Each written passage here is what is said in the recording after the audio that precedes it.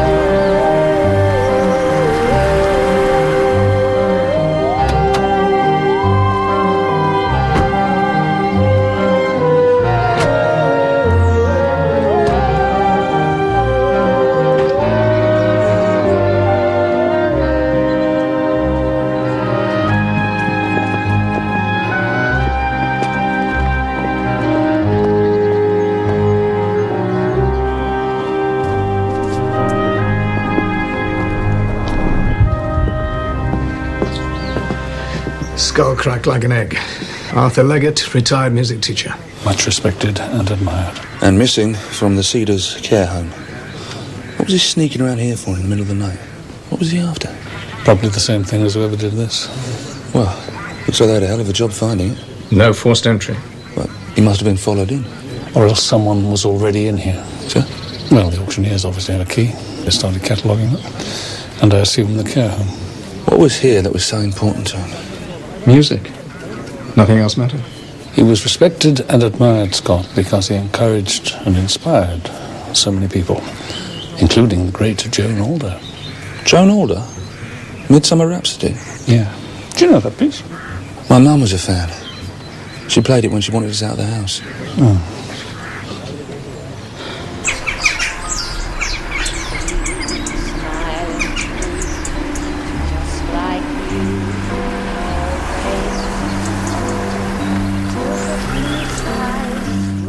The grey clouds far away, and will you please say hello to the folks that I know? Tell them I won't be long. They'll be happy to know that when you saw me go, I was singing this song.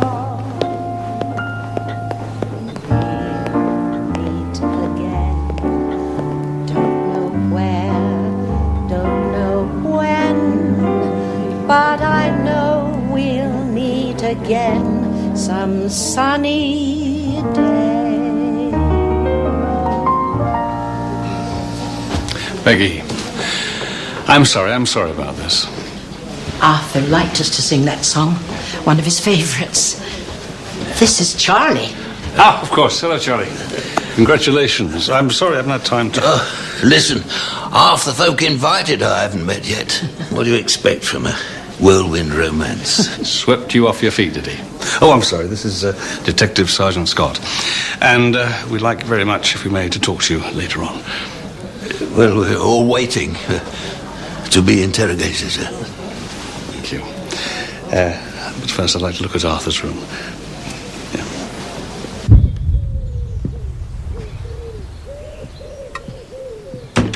So who's Vera Lynn? That's Peggy Alder, Scott. What, Joan Alder's mum? Yes, indeed. The one whose house they're trying to turn into some kind of shrine?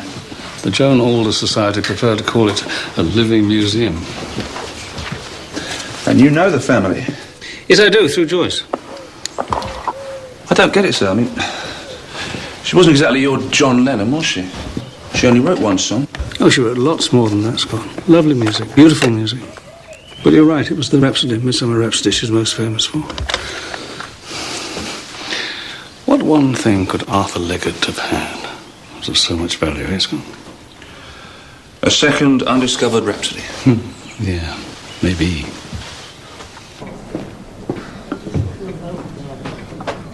Mrs. Alder.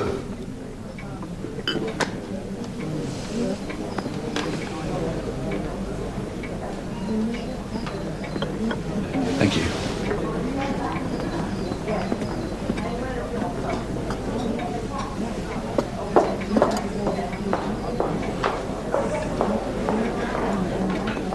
Bit of all right, ain't she? Fancied her the first time I set eyes on her. He'd taken to wandering, but this was the first time he'd done it in the middle of the night. We were old friends, Tom. I know you were, Peggy. Which makes it all the more stupid that we fell out the way we did. He accused our Melody of stealing. Wouldn't let it alone. I said I'd never speak to him again. I never dreamed I wouldn't. Stealing? It was all old music sheets. He was giving them to Charlie. Did he have any visitors? Only Laura Crawford. Who's Laura Crawford? Joan's agent. Writing a book about her. She came to see me then, Arthur. Sorry to bother you, but shall we cancel? What? The preview. Melody said... Oh, Alan Thorpe, my son-in-law. So, we'll do it later, huh?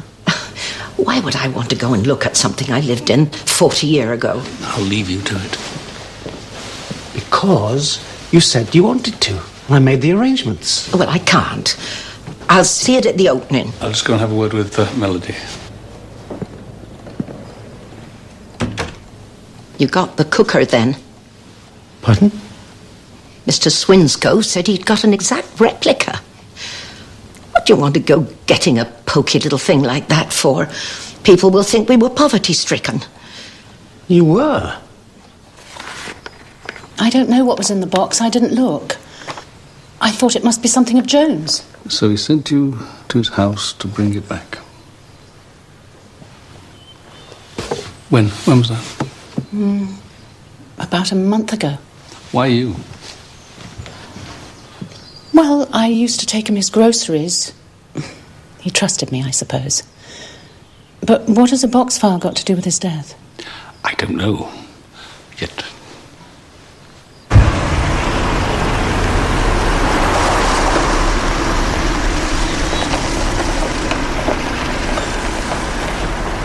He'll be here, Mr. Swinscoe. I'm opening in 2 days, he promised me. It'll get done, all right? They'll work over. Just go for yours, man. Drag him out of the pub and get him in here and finish what I want finished now. All coming together, I see. Inspector Barnaby. Mr. Swinscoe, this is Detective Sergeant Scott. Well, it all fell into decline with multi-occupation in the 50s and 60s when the Alders lived here. But we're making progress. You are indeed. I assume this is about Mr. Leggett. Yes, right. Well, do come in.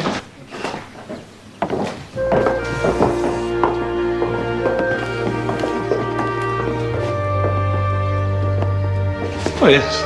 It's very good. Mr. Swinscoe, when did you first know of Mr. Leggett's bequest? A couple of months ago by solicitor's letter. For the sake of argument, let's assume there is something worth a fortune in Arthur Leggett's collection. You got any idea what it might be? None. A Joan Alder manuscript, perhaps? I wish. Other than yourself, can you think of anyone who might have an interest in the contents of Arthur Leggett's house? Well, I suppose Michael Maybury might not want any more of his wife's papers to fall into our hands. If you ask me, he doesn't want to celebrate Joan's life because he doesn't want any questions reopened about her death. An overdose of antidepressants and too much alcohol caused Joan to fall asleep at the wheel. Her case was fully investigated at the time. No charges were brought, none were ever contemplated. Oh, it's made him rich, though, hasn't it? All those posthumous royalties.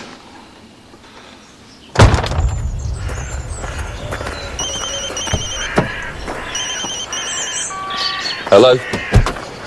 Mr. Bullard's finished, sir, and the auctioneers are waiting outside the house. George, it's Tom. Can you keep him on hold, please, till Scott gets there, OK? Thank you. I want you to oversee the cataloguing of everything in that house. Before any box file gets taken away, you go through each and every one. Right, sir. Was Peggy all right? Upset.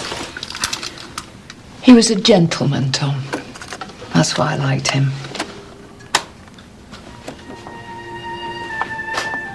To live such a life, you know. So many people grateful for his teaching. And then to go like that. So will you still go to the auction? I don't think so. Not now. He was going to be the best man. Moving on. Retirement gift. Inscribed. Nice little dedication by Joan Alder. We'll start me at 1,000. Come on now. Anywhere? 250. I'm sorry, sir. The bid is over here at 1,000. 1,200 anywhere? 12, 14, 15. 16. 16 for £1,600. Sold. Laura Crawford. Exceeding all expectations, eh? Marvellous. Now then, box files, miscellaneous song sheets, dozens of them. First one, £5 anywhere. No. 2 then. Come on now. Sold to Mr. Crane. How many do you want, sir? I'll take the lot. Box files to Mr. Crane.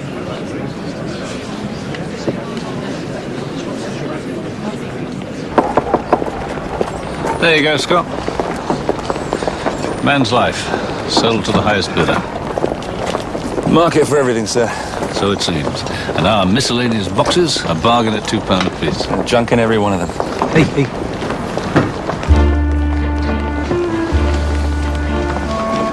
That's Laura Crawford.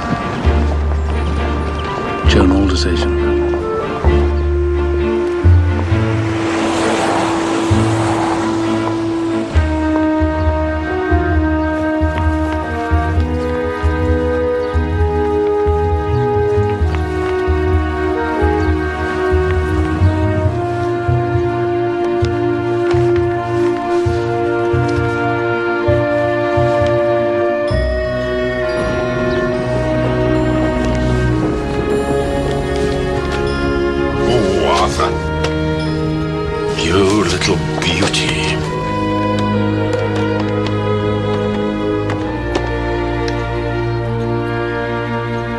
Harvey Crane, yeah?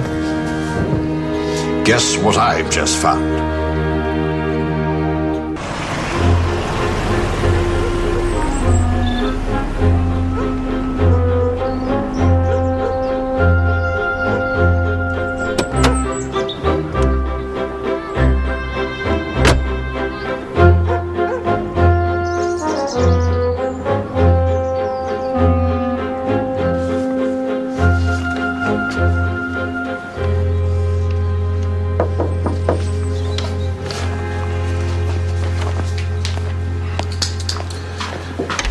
Inspector Barnaby. Come in. Mr. Maybury. My assistant, Mrs. Smeaton. How do you do? Hello. Valerie told me about Arthur Leggett. It's all around the village. Yes. How well did you know Arthur Leggett? Well, my first wife introduced us. He's a lovely old boy. He came over for dinner now and then. Joan adored him. And after your wife's death?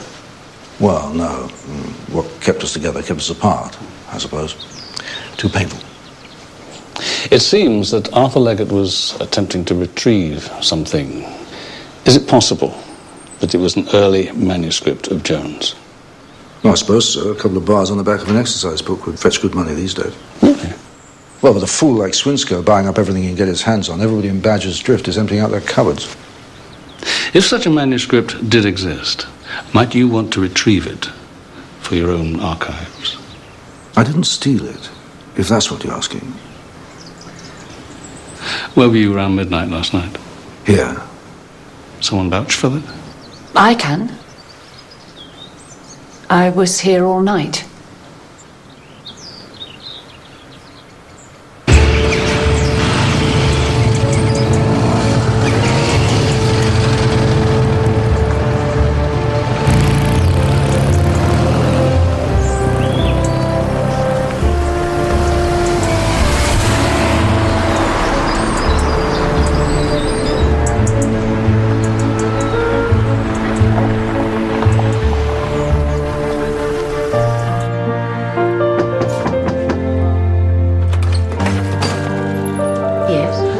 Detective Chief Inspector Barnaby, and this is D.S. Scott. May we come in? Of course.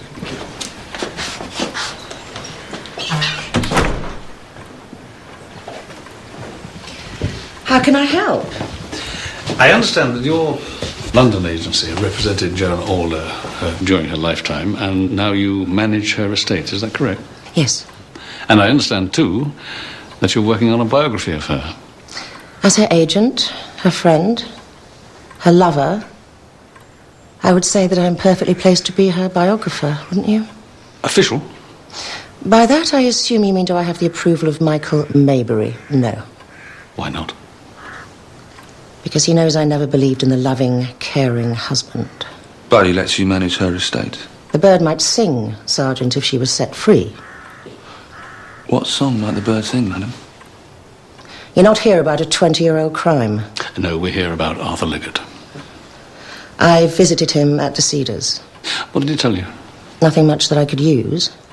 His memory of her had been sprinkled with stardust in his dotage. Did he ever mention being in possession of a manuscript that was hers or something to do with her? He didn't, but I gather he was. Ah. Harvey Crane. You just missed him. An early manuscript of Jones turned up in a box of rubbish at the auction. I checked everyone, sir. And he offered it to sale, did he? How much? I offered £50,000. Must be on a good commission. Worldwide royalties from Rhapsody alone bring in $250,000 a year to the estate. Michael Maybury getting it all, being next of kin. For now. What do you mean, for now? Are you going to the opening of Joan Alder House tomorrow? Yes, I will. Good, I'll see you there. Should be a most interesting event. Hello, darling. And you definitely found the manuscript in one of these boxes? Yes. And they all came from the auction? Yes. And you knew straight away what it was?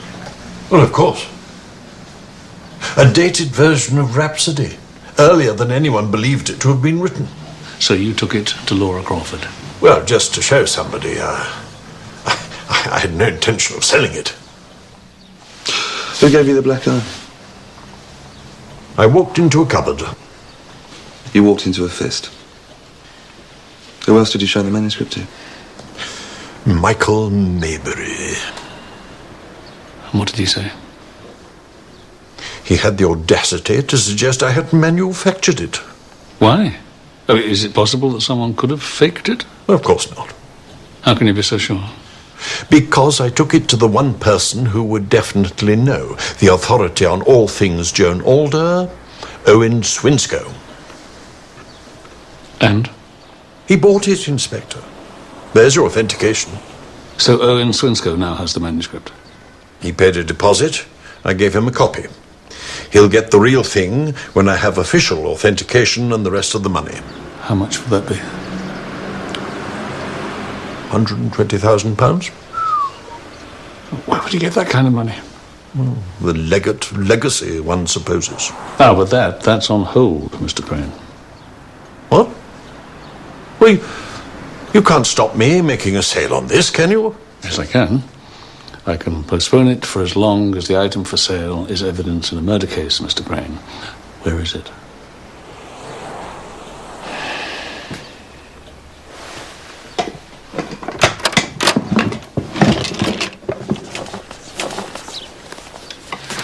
Get that to George Bullard, Scott. Yes, sir. Gently. Thank you. I'm positive I went through every one, sir. There was nothing. I believe you, Scott. I believe you. I don't believe that manuscript ever went through the auction. You think Crane took it from Arthur Leggett's house? Well, somebody took it. And somehow it ended up in a box in Harvey Crane's shop. We used to think it was composed when she was in South America with John Farrow, but this new manuscript is written in a very distinctive, careful, neat hand, not the wild scribble of later years. We do have a sample of her earlier handwriting, and this is exactly like it. It was always rumoured that it was John Farrow who collaborated with Joan in the composition. Well, that's the interesting thing, but these notes here, look, this is not John Farrow's writing, and there are musical phrases here written in this new hand, and here she's incorporated those musical phrases, which would mean that she started to work on the Rhapsody while she was still a schoolgirl. Now, isn't that incredible? And while she was taking lessons with Arthur Leggett. Yes. Which could explain why he had the manuscript. So, who's the mystery man? Or woman? Well, whoever it is, Scott, puts them in a position to claim a share of those royalties, doesn't it? Now, Mr. Swinscoe, I know you'd like this to have pride of place at the opening tomorrow, but I'm afraid, for the time being, no one must know the existence of this new manuscript, nor of its implications. But this has cost me, Inspector, my own money. Who's this John Farrow? John Farrow? Oh, he was the real thing, as far as Joan was concerned. What happened? His father intervened. Joan wasn't a saint. Sometimes she made mistakes. Biggest mistake she made was Michael Maybury. She'd be here today if it wasn't for him. You can't just say things like that. She wrote to me when she was in the mental ward. Peggy, please, we're going to the opening. You know she did. But strangely enough, this letter got burned. Do you think I'd lie about a thing like that? I burnt it because if he'd got his hands on it, he would have used it to keep her where he'd put her. He'd put her in there for her own safety. Say what you like. Michael Maybury sent my daughter round the bend. Can we get a move on, please?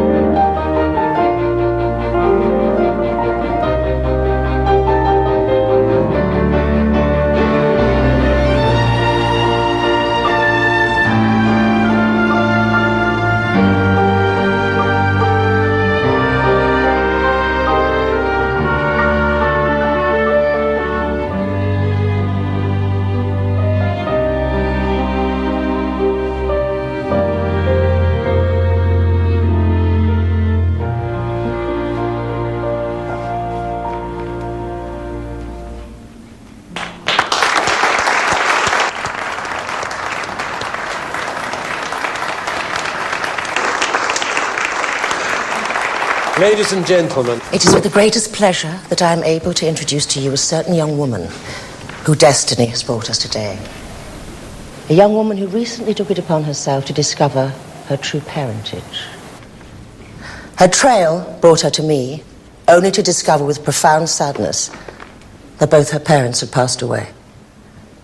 But with that sadness came an immense pride in discovering who her birth mother was.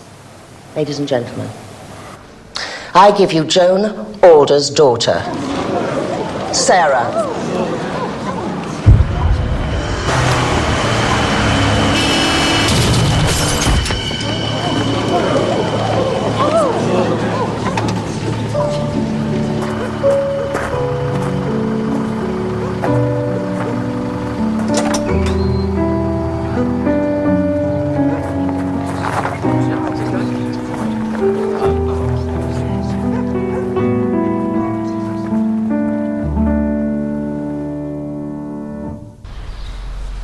She didn't even have the decency to tell that poor girl that her own grandmother was in the audience. Well, I get the feeling that's Laura Crawford's style, you know. Set up a photo opportunity. Like the blue touch paper. And poor Peggy. I mean, she could have died of a shock. I thought it was wonderful. I wouldn't have missed it for the world. Kept you glued to your seat, didn't it? Well, that was an accident waiting to happen. What, Hedge or Joe Smeaton? Joe. Drinking. It was off the rails. I met his wife up at Michael Mabry's house. Soon to be ex-wife. Did Joe Smeaton ever have a fling with Joan Alder? I know when Joan came back from South America, he was there for her for a while. South America? She took off with John Farrow. John's father, Noah, made sure he couldn't continue at college. He did everything he could to stop them from being together. What he did was drive them away. So what happened? What happened, Cully, was that John Farrow died down there. Got involved in drugs, apparently. The story was that a car full of thugs and guns turned up one morning, dragged him from his bed, he was bundled into the car, and Joan never saw him again. Somehow she managed to get back to this country, not a penny in her pocket, just a few manuscripts in a suitcase. How sad. No, but one of those manuscripts was about to make her a fortune. She was pregnant when she came home, too.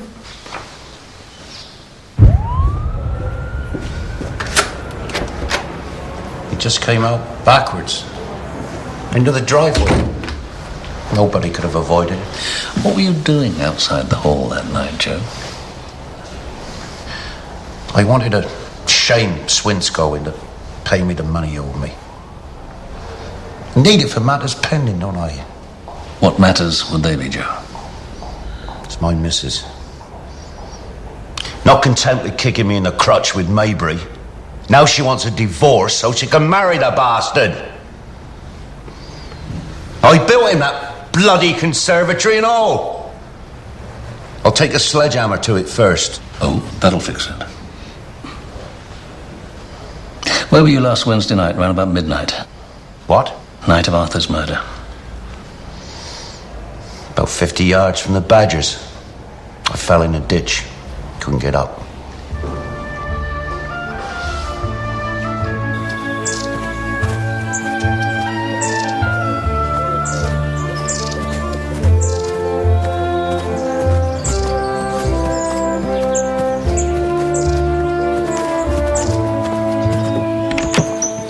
Very cosy.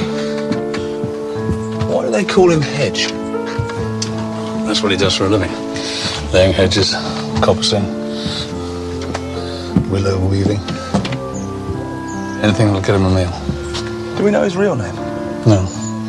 Let's find out, shall we? I mean, he wasn't just passing by when Joe Smeaton knocked him down. He was up at a window, watching. Listening.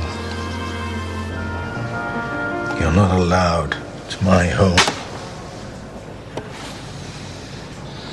How long have you lived around here? 10, 15 years. What's your real name, Hedge? Look, I never bother anyone. I don't cause trouble. Your past is sitting in a bed and breakfast in Badger's Drift. Sarah. You never knew, did you? Is that what sent you reeling into the road? So, you didn't die in South America. I was selling short and selling on what I managed to keep back. They found out. I used my father to bargain for my life. I wrote and wrote. After months, I got a letter, go to hell. One day I saw my chance and I took it. I ran for days. I came home to a grave in a churchyard 15 years too late. No, I didn't know she was pregnant. Why did you assume a new identity? I'd been on the outside of my life too long to claim it back. And you never contacted anyone you once knew? No. About Arthur Leggett? One day I caught him watching me. I was by her grave. It was her birthday. It was dusk. I thought no one was about. Do you think he realized who you were? I think maybe he did, yes. And that was it? No other contact? All right. He told me he had a manuscript he wanted me to have. Do you think she'd want to see me? Even falling in love didn't stop her. He set my music on fire, she'd say. I never saw anyone as much in love as she was. I catch her looking at him sometimes, as if her soul was swimming in the wake of him. And then Noah Farrow found out. The next time I saw her, I didn't recognize her. Skin and bone, and pregnant with you. You were a miracle, my love, because she'd nothing left. And I couldn't cope with the both of you. What I'm saying is, it wasn't your mother that had you taken away, Sarah. It was me. Blame me. She never gave up looking for you, you know. Hello, Tom. Peggy, Charlie. My granddaughter. Hello, sir. Hello. What can I do for you, Tom? Well, it's more, Peggy, what I can do for you. Or rather, both of you.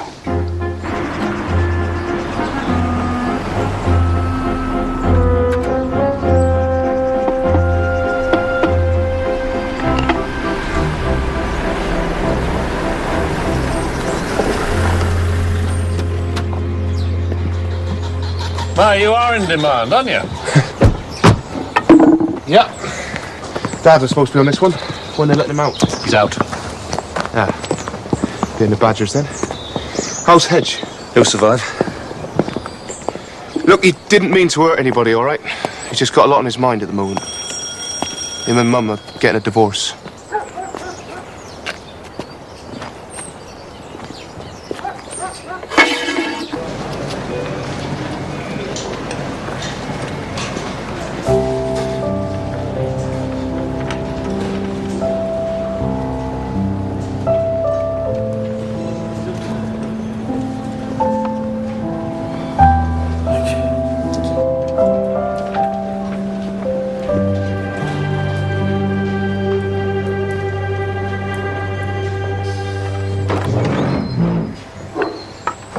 Well?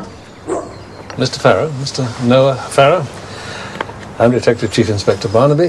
This is Detective Sergeant Scott. May we have a word, please? About? Arthur Leggett. A violent end to an immoral life. Immoral? He delivered my son into the arms of a common slut who ruined his life. Leggett's death is a judgment. Is that what your religion tells you? Is there anything else? Yes, what does your religion tell you about turning your back on your own flesh and blood in their hour of need, then? My dogs need exercise. I should get walking.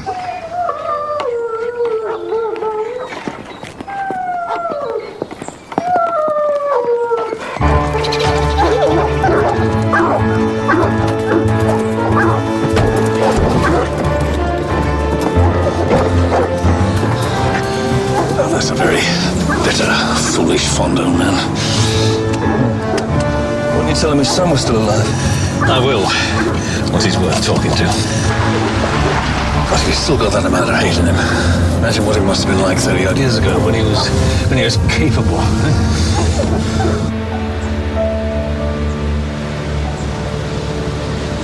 Yeah, you can drop me anywhere around here. Well, I'm not allowed to see where you live. Oh, this'll do fine. Can I see you again? Would you like to? Of course. Tomorrow? Yes, let me take you for dinner. Let me take you.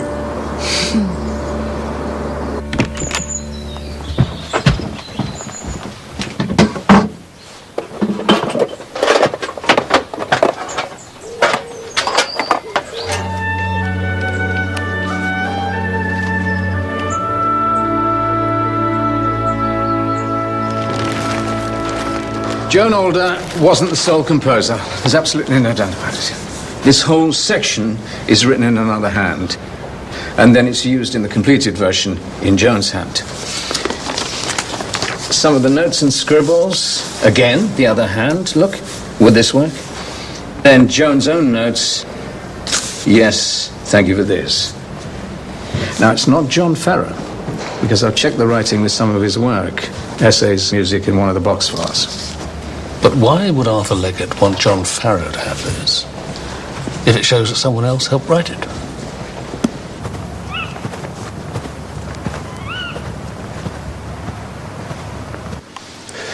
Ah, you may like the romantic notion of another hand being involved, but I just think it brings into question everything Joan wrote. Could bring a massive interest. Barnaby was absolutely right to suggest we keep this whole undiscovered manuscript business to ourselves.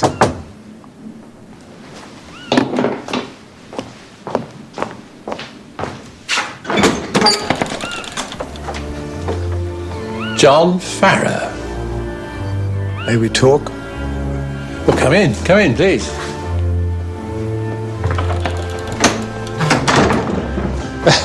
We've tried to get everything right, circa 1965. Is this close? Oh, our secretary, Mr. Alan Thorpe. Alan, this is John Farrow. Alan Thorpe, you married Joan's older sister, Melody. I did. I came to your engagement party. We gave you a set of placemats. John. Well, it's a shock, John, I'll say that. I have a letter. From Joan.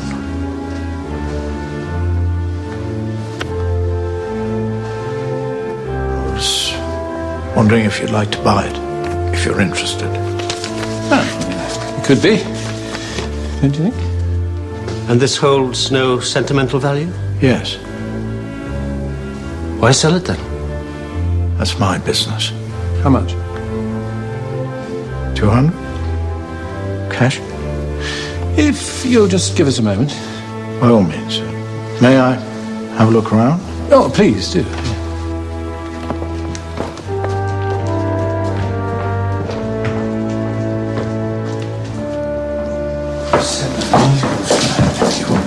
I could sell this tomorrow for 10 times that. I'm not so sure. Oh, come on, this is fantastic stuff. She was crazy for him. We haven't got the cash. Write me a check.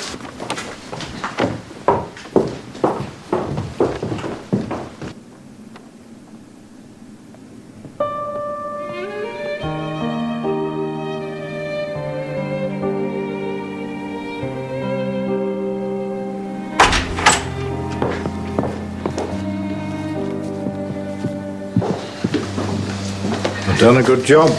Oh, thank you. And from John Farrow himself, that is a great compliment. Thanks.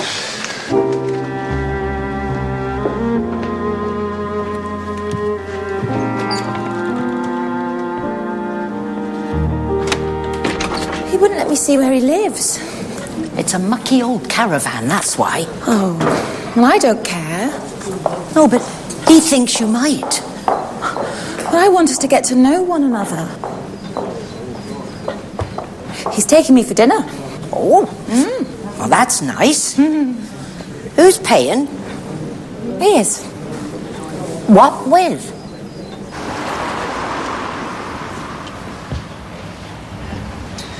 What do you think? Wedding suit. Oh, fine. She'll never know the difference. Mind you, she's not exactly 20/20 vision. Blinded by love, see? I'm a lucky man. Excuse me, is it Peggy Alder? The same. Oh, please give her my best wishes. I will. And the name? Hedge. Hospital Hedge? Yes, of course you are. Hey, you're coming back with me. Oh, no, I can't. She wants to see you. Well, she will, but I just need a bit of time to sort things out.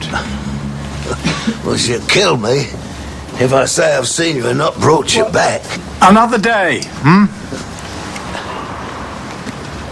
What about next Saturday? The wedding. How you fixed? Well, You're coming. You'll be very welcome, old lad. Charlie Spate, you're almost part of the family. Ever since you walked under that truck, I've heard nothing else but John Farrow. Listen, I hear you're a bit of a musician.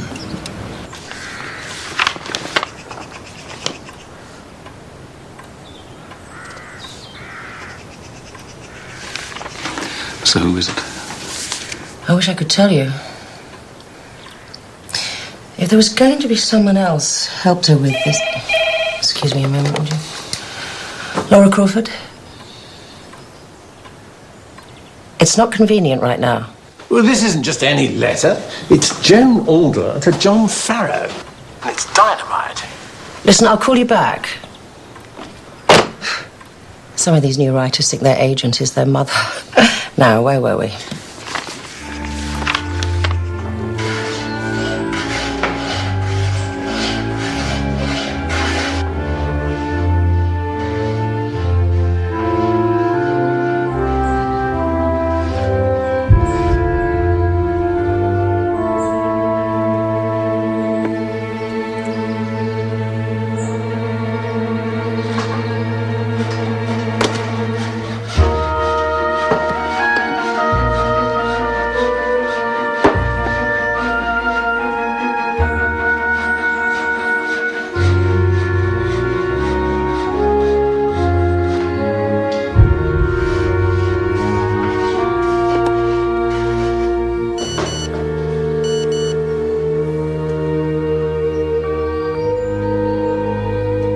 Mr. Swinscoe?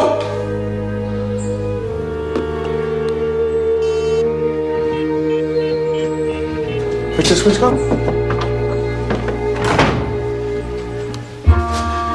Harvey? I think the manuscript is a fake. It most certainly is not a fake. You were as sure as I was. Look, I've got a letter, a genuine letter from Joan Alder to John Farrow. A letter? I don't see how. But the police have already got the manuscript, and if they see this letter... No need to involve the police. We can sort this out without... I need to see you, Harvey, today. No, I can't come today. I've arranged to see you tomorrow. First thing, I'll come round.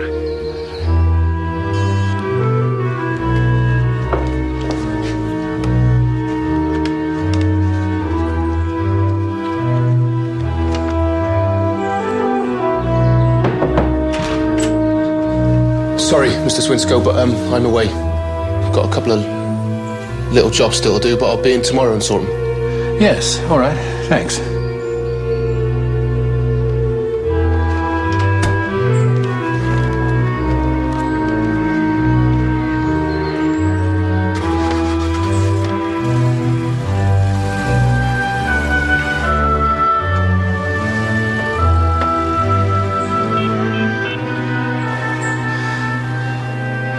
Hello, it's me.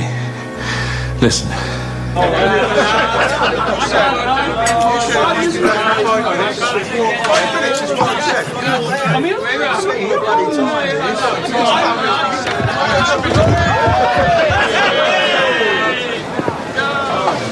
Sorry, lads.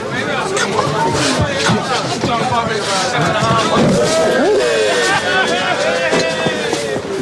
Let me. No, I have it, please.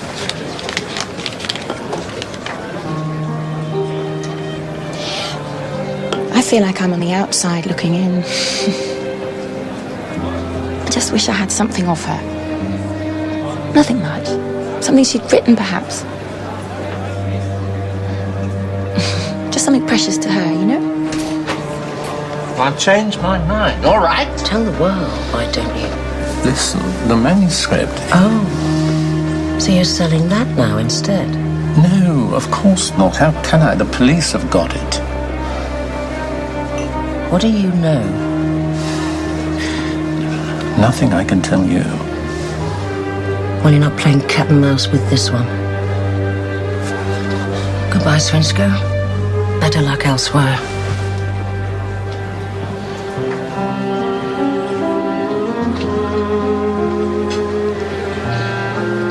Excuse me.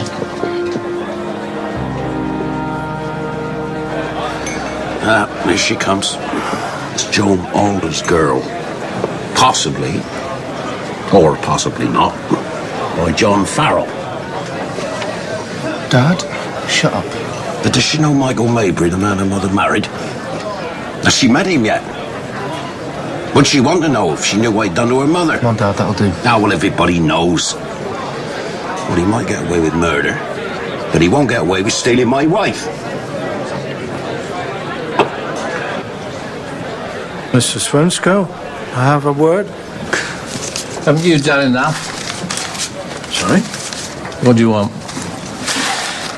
I changed my mind. I want to buy the letter back. Oh, and where are you going to get £2,000 from? Sell your shack?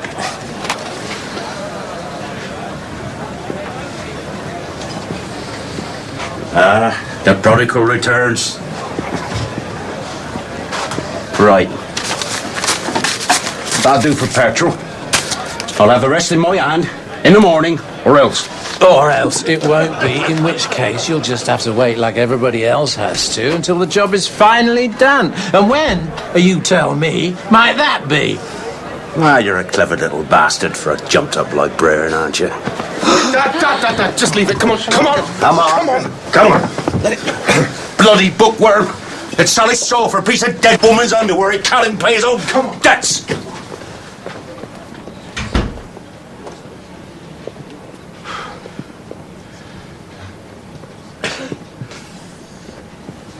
Cheers.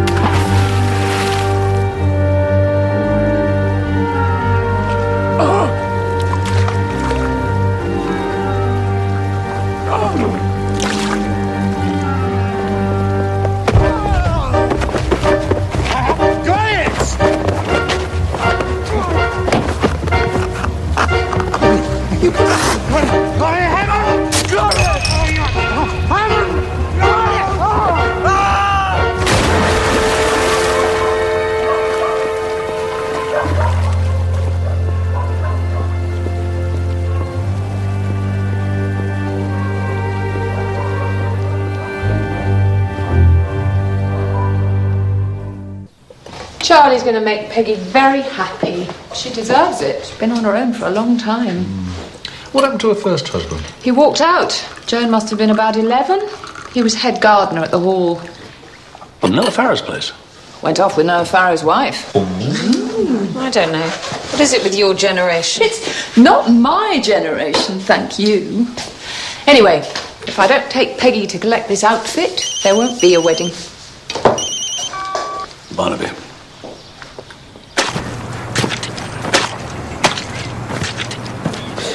Right. Button missing, coat ripped. And even if he had been drinking, this man didn't fall in by mistake or deliberately throw himself in the river. Do you think he was pushed? Quite possibly. But only after quite a struggle. Both wrists, hands grazed, and fragments of limestone or similar in the nails. As from a stone bridge. Yeah, could be. Badger's Drift. Quite possibly, yes. If it was Badger's Drift, could the body have made it this far downstream? After the weather we've been having, yes. Okay, thank you, George. Okay. What turns a man so against his own son? I think I found out this morning, Scott. Joan Alder's father apparently took off with Noah Farrow's wife.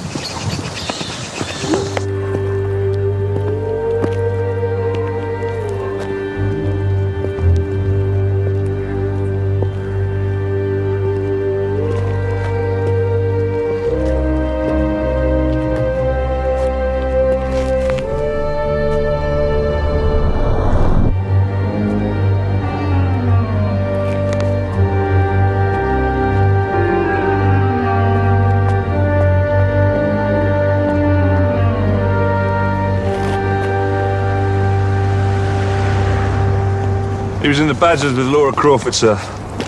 All of these, either in the bar or the dining room. Now, Bullard was right. This is where someone heaved him over. What do you think? It's lovely. Beautiful. Do you think Joan would have liked it if she'd been here? I'm here, Mother, and I like it. Yes. Thank you.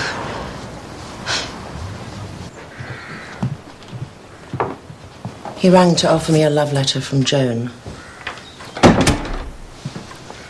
Did he really? Not a love letter to me, Inspector. To John Farrow. By the time we got to the restaurant, Swinscoe had changed his mind. Why? Something had scared him. Kept shifting the conversation to the manuscript. Did he show you that letter? No. What if he'd found out, by comparing Joan's writing in the letter to that in the manuscript, that the whole thing was a fake? There's no way. That handwriting was Joan's. Someone who'd forged it would say that, wouldn't they? Arthur Leggett wanted John Farrow to have a manuscript. Probably the original John Farrow-Joan Alder collaboration. What if somebody stole that manuscript from Arthur Leggett to copy it? But why? Why go to all that trouble? To take some credit and stake a claim to Joan Alder's estate. Well, it makes sense that Swinscoe thought he had a fake on his hands, I suppose. His own money up the creek. If this is a forgery, all I can say is it's one hell of a good one. And I didn't meet up with Swinscoe to get him drunk and push him in the river because he'd found me out either. Be a good reason to kill him, though, wouldn't it? Oh, very good reason. If this is a forgery.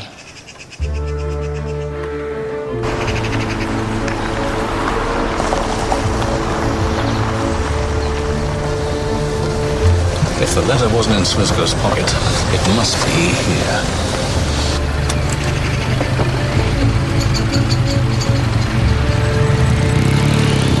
Coming in here, do you think? I'll call on Harvey Crane later. Get that letter found. Yes, sir.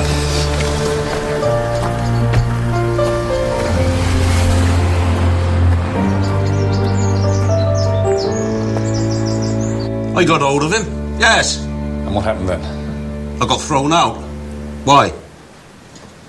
And then? Then I walked home. Across the bridge? Better than getting your feet wet. Did you lie in wait for Owen Swinscoe to tackle him on the bridge? No. And then throw him into the river? What, been for a swim, has he? No, Mr. Smeaton. He is dead. What? Drowned. Dead? I didn't see him after the set-to we had in the pub. Oh, bugger it. I'm not going to get my money now, am I?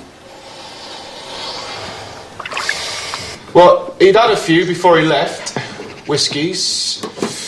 I come in a couple of times and he was... Did you see him with a letter? No. What letter? You sure? Yeah, of course I'm sure. So, what was he doing? Drinking. Oh, he made a phone call. Private mine, because he shut the door on me. You didn't hear what he said? No, I was in the back room. When I did come in, he was, framing photos. Photos?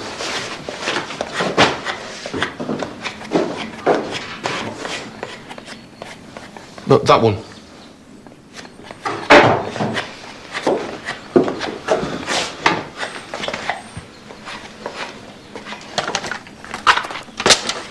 Hey. Bingo.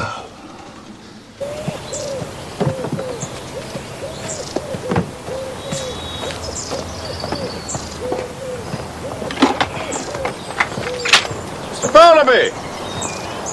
A spring clean. You were in the Badgers last night. You had a meal, which you paid in cash. I sold a letter to Owen Swinscoe. Love letter from Joan.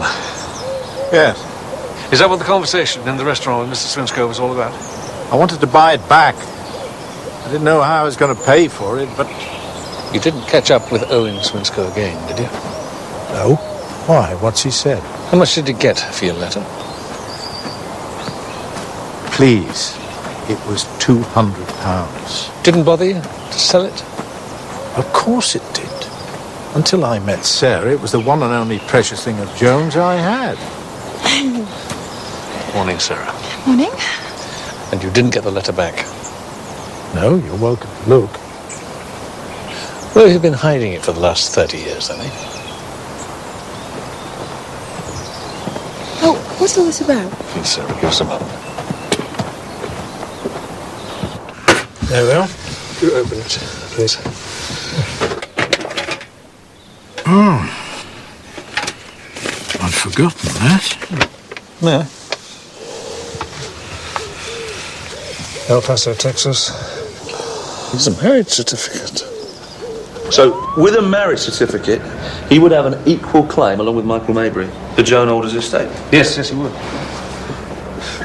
Could that marriage certificate have been in Arthur Leggett's house? No. That's been living 30 years in a tobacco tin. What I think did go missing from Arthur Leggett's house was a genuine manuscript. And somebody meticulously copied that manuscript to show the involvement of a hand other than John Farrow's. Owen Swinscoe bought it. But then Owen got hold of a genuine letter from Joan Alder, and there was something that letter's got, that made him suspect that the manuscript was a fake. So the forger had to get hold of that letter, and if he couldn't, well, have to kill Owen Swinscoe, just as he had to kill Arthur Leggett, yeah? George. The love letter's genuine, Tom.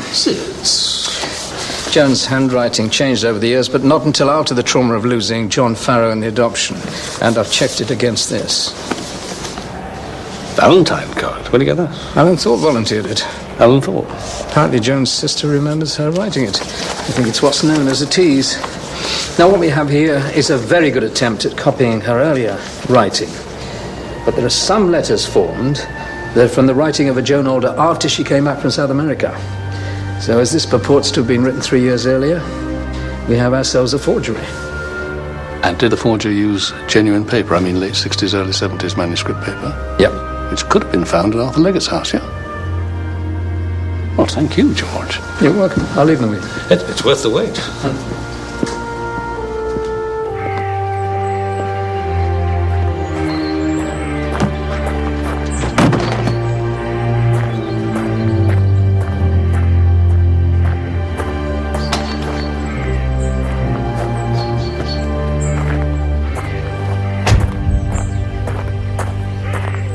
So the forger goes to Arthur Leggett's house to get the original manuscript in order to copy it?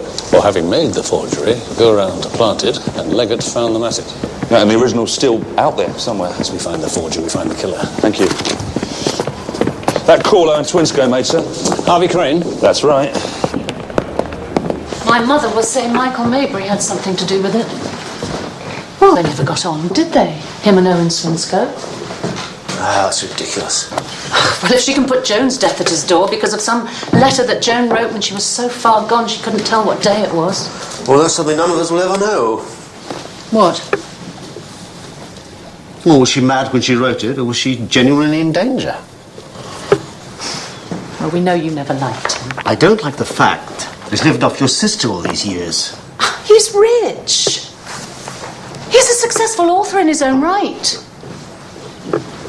You never liked him because it was him that won Joan and not you. Well, I wanted her the way all us lads did. I mean, I was fool enough to confess a teenage passion to the woman I married.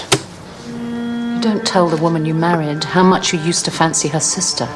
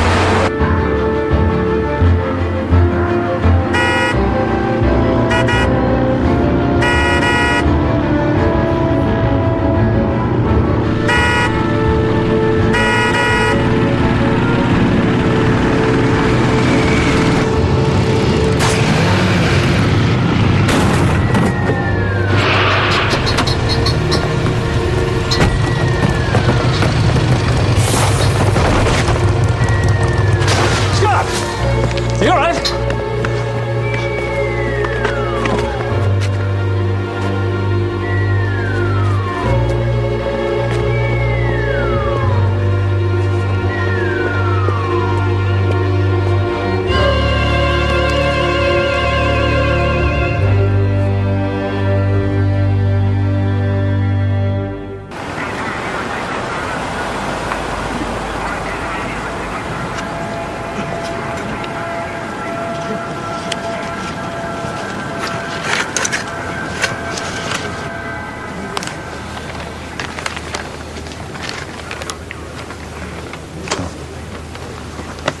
Dearest Mother.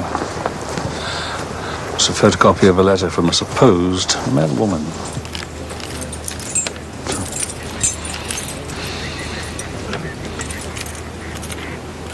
Michael Maybury was driving her to suicide. According to this letter, that's what Joan believed. Crane was on his way to find a buyer. You think you got this from Lee Smeaton? Well, he's had access to Peggy's house for weeks, hasn't he? Maybe he was the one who found it. Is this going to turn out to be another forgery, sir? I'd say that's a strong possibility, wouldn't you?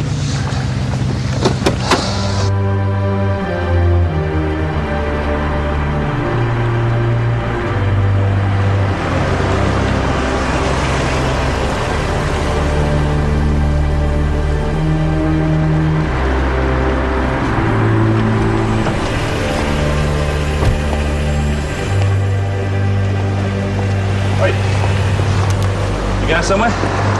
Yeah. My dad. Mate's just phoned to say they nearly knocked him over out on the Parva Road. We just come from the Parva Road. We didn't see your dad there. Well, look, he's had a few, all right? What a surprise. Yeah, well. What were you doing at Harvey Crane's house, Lee? Give me a tenner for some magazines I found. Oh, and he was trying to fix a new lock on his back door, which he made a right pig's ear of. So I did that for him too, which took me the best part of an hour. So another tenner, did pretty well out of that, didn't I? Where did you find the magazines? I found them in the attic at Joan Olderhouse. Why? You leave Harvey Crane's house, and straight afterwards he goes off on his motorbike. Any connection? No. You sure? Of course I'm sure. Don't know where he went, all right? He went up the Parva Road. So what are you asking me for, then? Go and find your dad, Lee.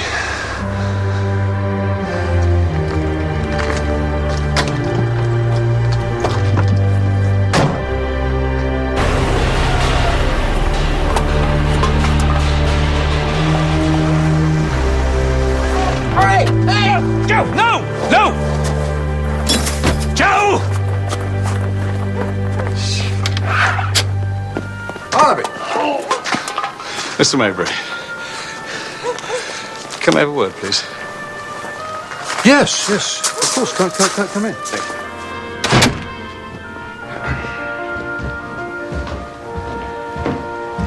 Hello, Mrs. Smeaton. Not Smeaton anymore, Inspector. Oh. Mr. Maybury, I wonder if you'd mind looking at something for me. Yes. Oh, my glasses are...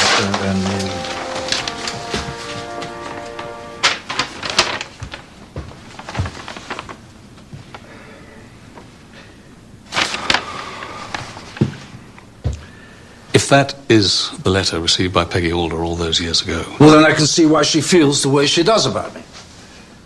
But if it's not genuine, then someone may have used letters actually written by Joan to make a realistic forgery. Why do that? To frame you, Mr. Maybury. I see. I know what my late wife went through, Barnaby. How many men she had, trawling bars night after night for 5 minutes of forgetting. And I know what I went through trying to save her from herself. So I don't give a damn what you or anybody else believes.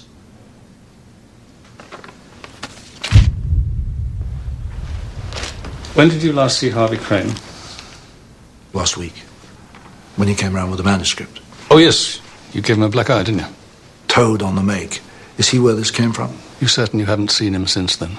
I'm surprised I haven't. I'd have thought this would be worth a try at blackmail. And you haven't heard from him today? There was a phone call, but the caller hung up twice. Well, did you try 1471? I'm sorry, I thought it was Joe again.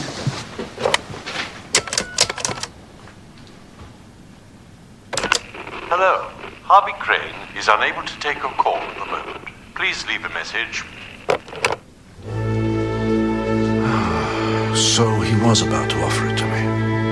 Have you been in the house all evening? Since we came back from court this afternoon, yes. Why? What's happened now?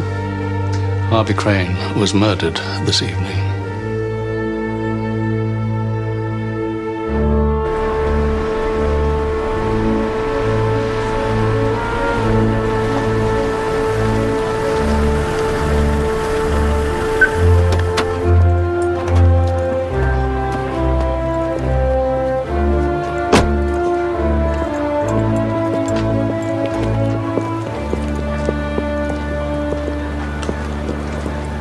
Banned from the driving cab. Banned from the Badgers. Joe, stay away from the rectory. The only person you're going to damage is yourself. Dad? Charles. See you, Joe.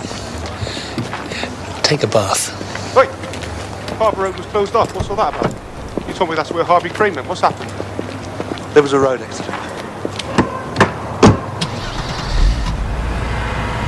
Lee Smeaton was there for an hour, which gives Harvey Crane plenty of time to find the letter in the magazines and make a few phone calls.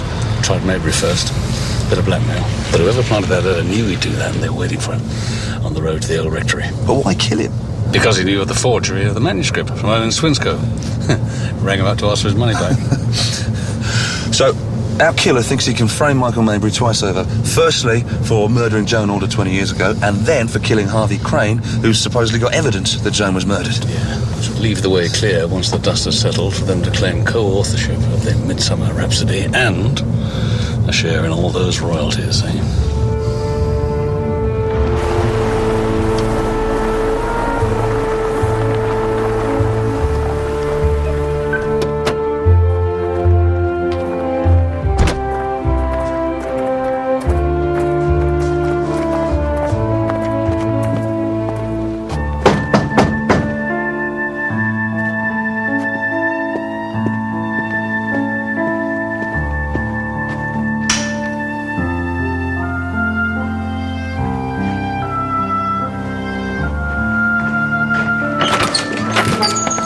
Miss Crawford, can I have a word, please? It's rather late. May we come in? Do you have to? No, you can come out if you like. We go for a ride. Come in, Inspector.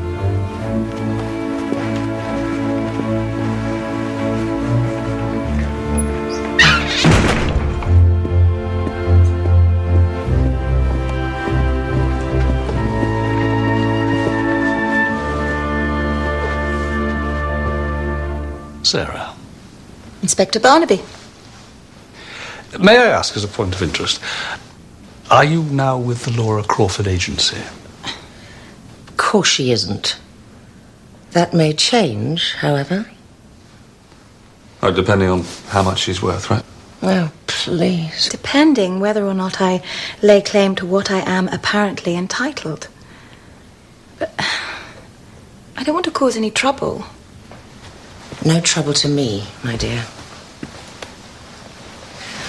But Michael Mabry. who else? You still say he was responsible for his wife's death? Yes, I do. In black and white, actually. Since we last talked, a letter has surfaced which puts the matter beyond doubt. You seen that letter? Or was it just read to you over the phone?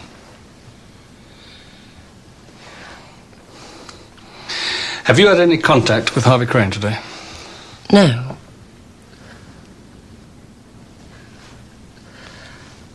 Well, he called me around 7. And? Okay, he did read me a letter. You been out this evening? No, I've been in all day. You vouch for that, Sarah? Yeah. I've been here since about 6. Was this the letter that was read to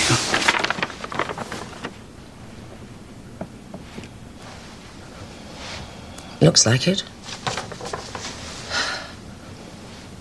Look, what's this about? You claim you were Joan Alder's lover.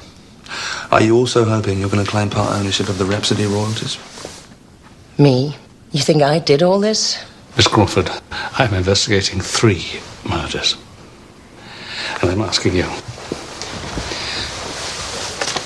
don't leave the village. And a word of advice to you, Sarah, about Michael Mabry. You make your own mind up. How dare you?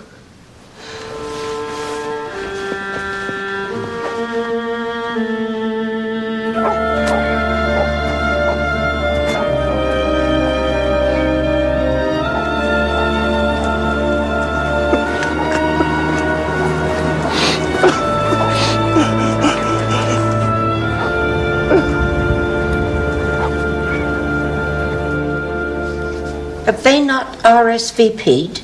No, Mother. Well, what are we supposed to assume then? They're not coming? I suppose so. Well, you can't assume that. You'll have to get in touch. Don't you think I've got enough to do? Can I make a suggestion?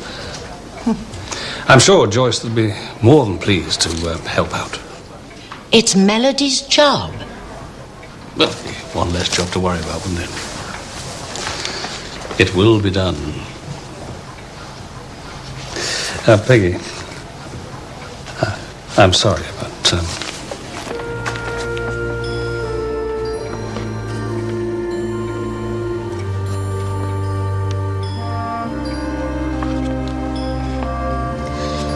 you read it. Is that the letter Joan wrote to you from hospital?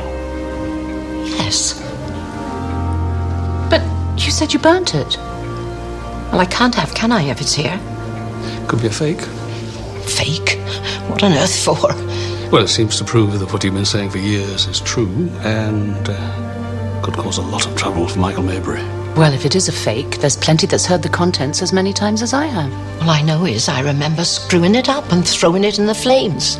Screwing it up? Yes.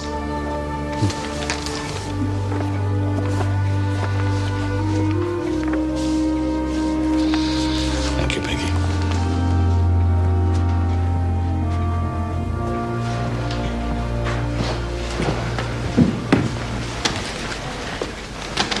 I know you've a job to do, but she's been a bit highly strung of late. I don't want her to make herself ill over it all before the wedding. Well, I'm being as delicate as I can be in the circumstances, Charlie. What she told you about Michael Mabry? Oh, quite enough. He had the cheek to get somebody to phone here to ask for the wedding present list. Oh, that sounds like a really bad man, doesn't it, eh, Charlie? Peggy needed someone to blame. Michael Mabry was the obvious target. And once she started, she couldn't back off. I think she needs your help here, Charlie. Help her face up to this one.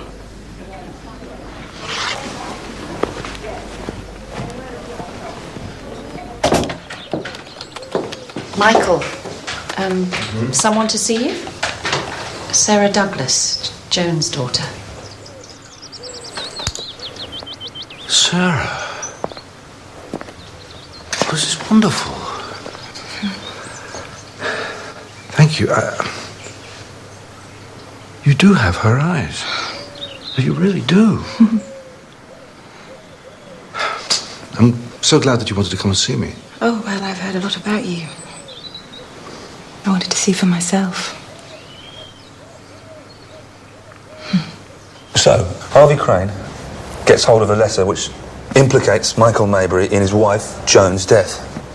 Now, our forger knows that Harvey's going to try and blackmail Maybury with it. So he gets himself near to Maybury's place, waits till he hears Harvey's motorbike, and then does a Steve McQueen across the road with a wire. And hopes we're going to think it's Maybury, which we don't. No, we don't. Barnaby.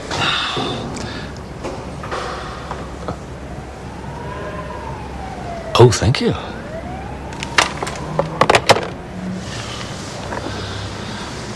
We are summoned. So who told you that I didn't help my son? Peggy Alder? Did her daughter tell her when she came back? How did she know? Did the people who were holding him, did they tell her after they killed him that I didn't help? What else could it be? And does it matter? Why? Does everyone know? No, everyone else does not know, Mr. Farrow. What you did is safe with me. So, who? And one other. Who? He didn't die, Mr. Farrow. John? In fact, he's been living within 5 miles of you for the last 15 years. He's alive? My son is alive? He won't see you. No, of course.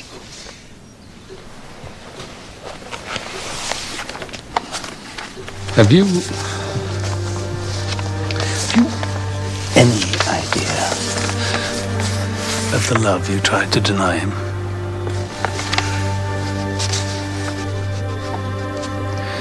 But you didn't deny them everything, Mr. Farrow. You have a granddaughter, too. No one would recognize Hedge. I hope not. Now, how do I look? You look wonderful. Thank you.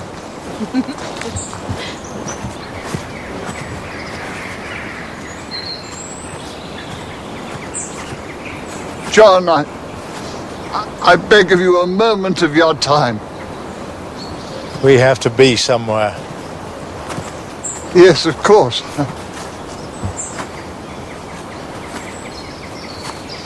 I thought you were dead by my hand. I don't know how a father could do such a thing. An evil, bitter man. It's a weight, John, I wouldn't ask you to lift. So what do you want? You know who this is? Yes. You don't get to cripple this generation too. Please, he's not here to hurt anyone. I just wanted to see you. My wife had to give away our daughter. Wife? I loved her. Yes. And I know now how much she loved you. You might like to have that.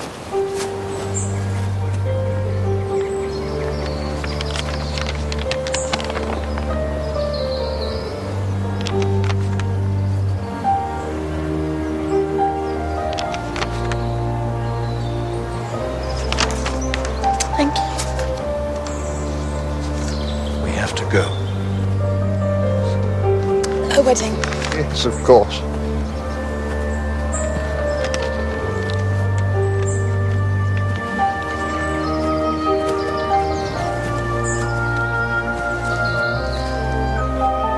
I think it would be lovely if we arrived in your car.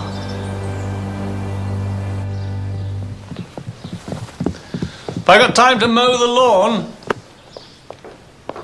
Do you like it? Oh, it's stunning. Worth every penny. When your turn comes, Collie, Dad? don't suppose there's any chance of low key? No, No? there isn't.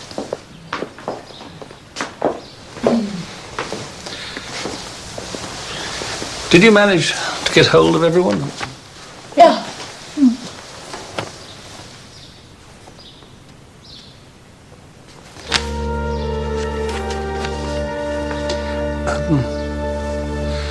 I'm afraid I'm going to have to go out for a while.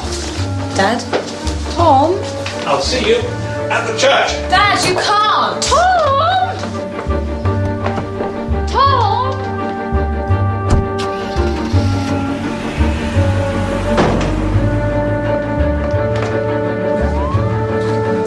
George. What have we got? Take a look at this. Look at the paper.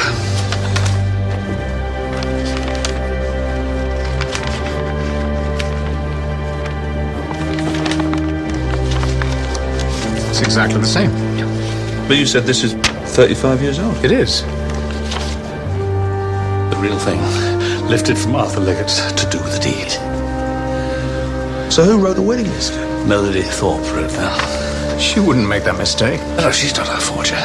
She used what she thought was just another piece of paper.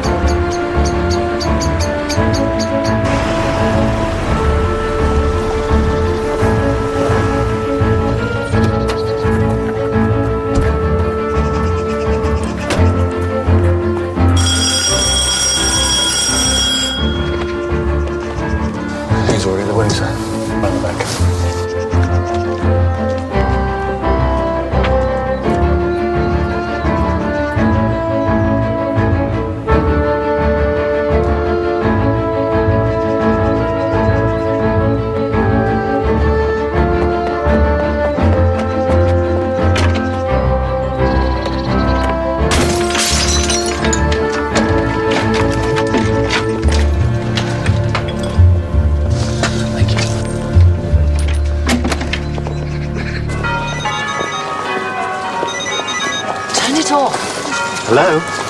Yes. What? Right, thank you.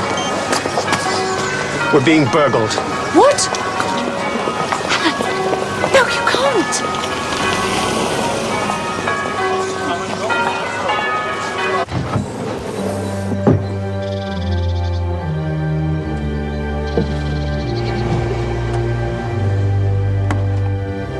Scott!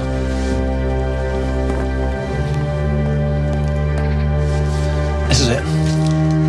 This is the center of operations. The original manuscript of Midsomer Rhapsody by Joan Alder, with additional material by John Farrow.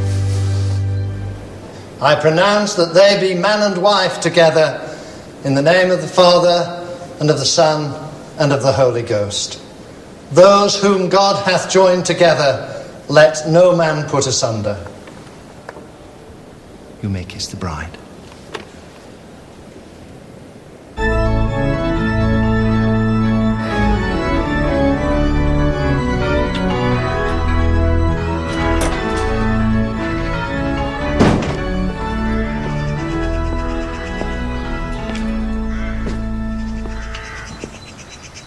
What the hell's going on? Alan Thorpe, I'm arresting you for the murders of Arthur Leggett, Owen Swinscoe, and Harvey Crane. I think we're both going to be very happy with the family we've got. Hers, not mine. Mine are all scoundrels, still serving at Her Majesty's. No, not really. None of them left. Yesterday, I was on my own. And today, I have a wonderful wife and a stepdaughter. And now a granddaughter, too. What more could a man want? Well, just for you to all have a lovely day. Enjoy yourselves, I will.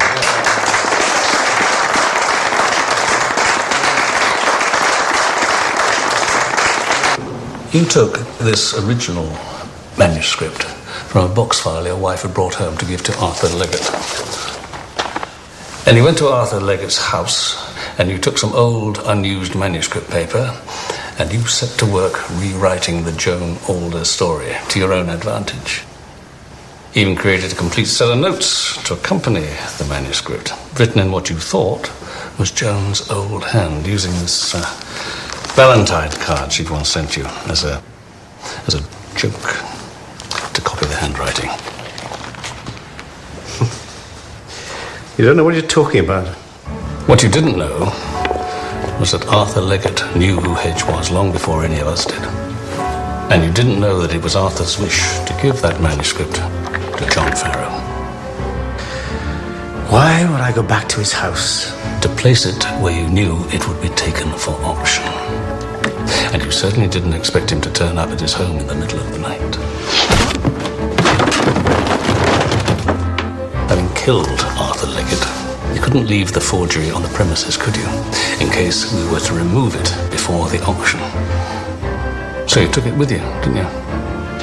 After you'd ransacked the place to make it look like the work of an opportunistic burglar. So you waited at the auction to see who was going to buy up the box files. You saw your chance, and you slipped in the manuscript.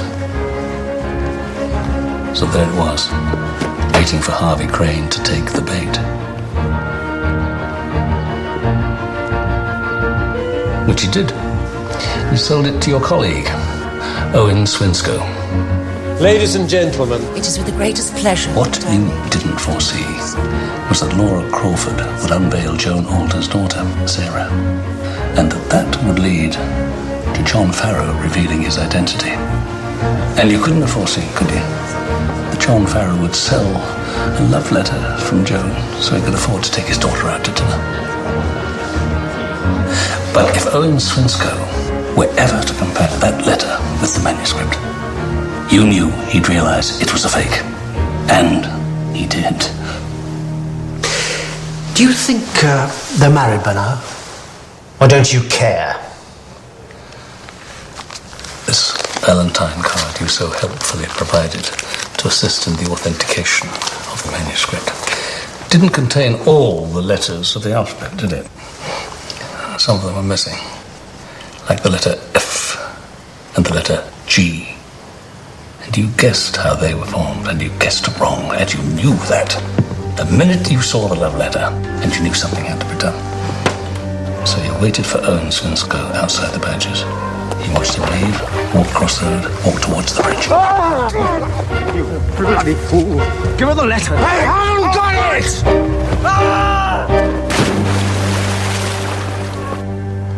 You have a lot in common with popular music, Inspector. Crude and repetitive. I should be somewhere listening to a masterpiece. You killed Arthur Leggett. And then you killed Owen Swinscoe.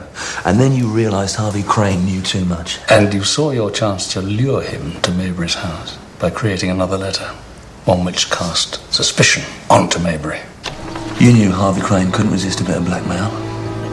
And you knew the first place he'd go was the old rectory.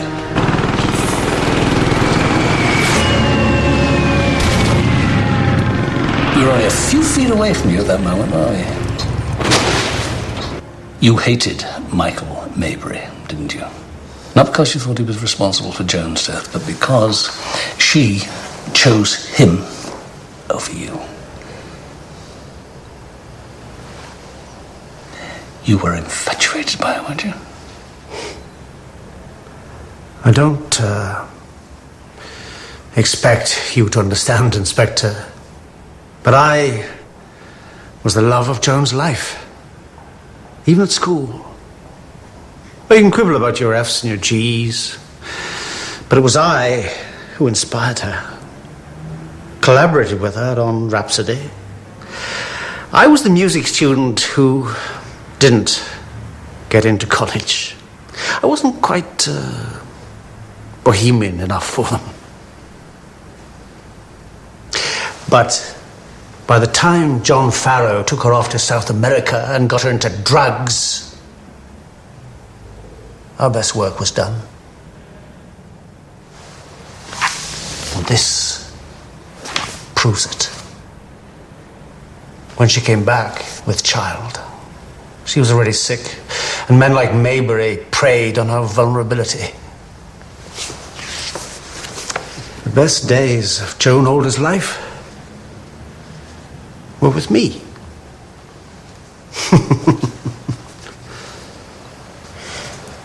Well, you and I agree on one thing, Mr. Thorpe. I, too, would much prefer to be listening to Joan's music. Finally, Mr. Scott. When he can make a sensible statement, charge him. Yes, sir.